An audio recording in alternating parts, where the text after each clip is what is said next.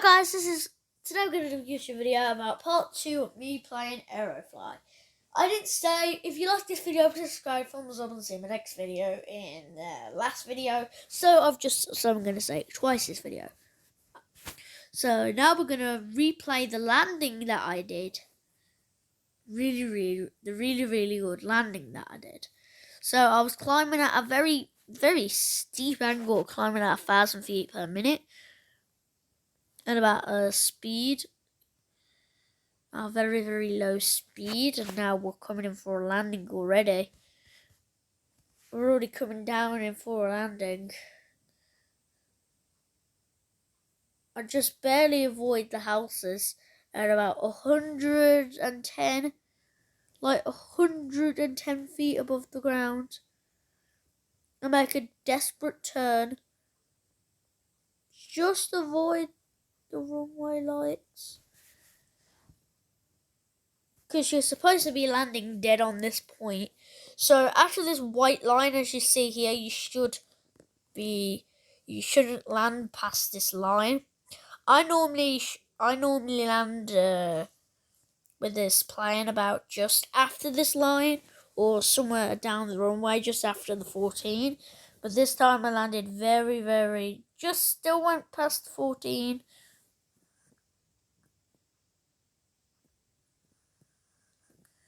Wait, I can see through the runway. So this is the plane's landing in preview. A little bit of a left bump, but a very successful landing of a left. So now let's do the final one. We're going to make the conditions very difficult. Everything is dead. So basically, we're dead. We're going to die. That's not even an exaggeration. We are literally about to die. Normally when I do it in autopilot, which is a lot more easier.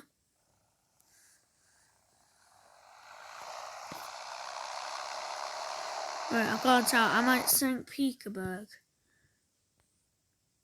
Ching, ching, ching. Now I'm at St. Petersburg.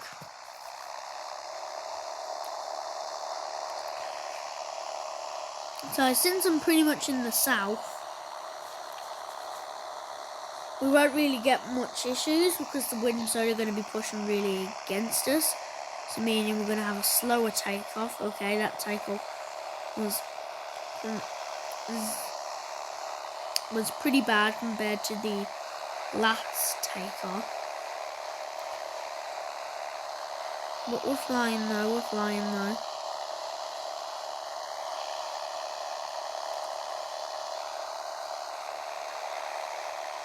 Alright, we're climbing very low.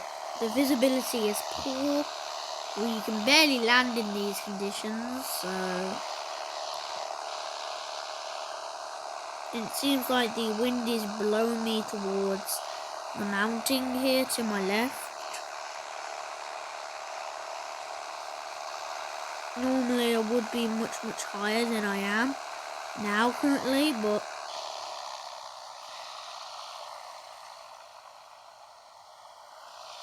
I'm gonna put flaps 10.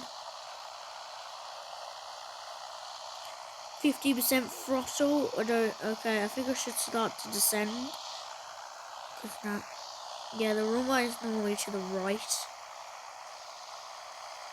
I lower it to 35% throttle, just in case I need to go for any kind of go around, which I most likely need to do, because you can't land in these conditions. Or you could, but it's very difficult. And in these conditions, the airport is 1 mile away. So I've got to basically rely on my senses to recognise the runway and stuff. There's the runway. We got runway in sight. Alright. We're making a drop. I'm making a drop for it. This is difficult.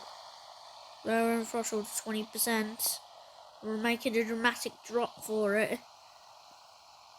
Oh jeez, these are conditions that Sinestro should not be flying in. Alright. Alright. Make the landing, Come on, make the landing. Make. Yep. Ooh, we bounced. Oof. Okay, that was a hard landing. That was a very bumpy, hard landing. But we did not make the halfway point, so this is still totally able to land here, as you can see. So I landed in very, very foggy, dangerous conditions. You couldn't even see the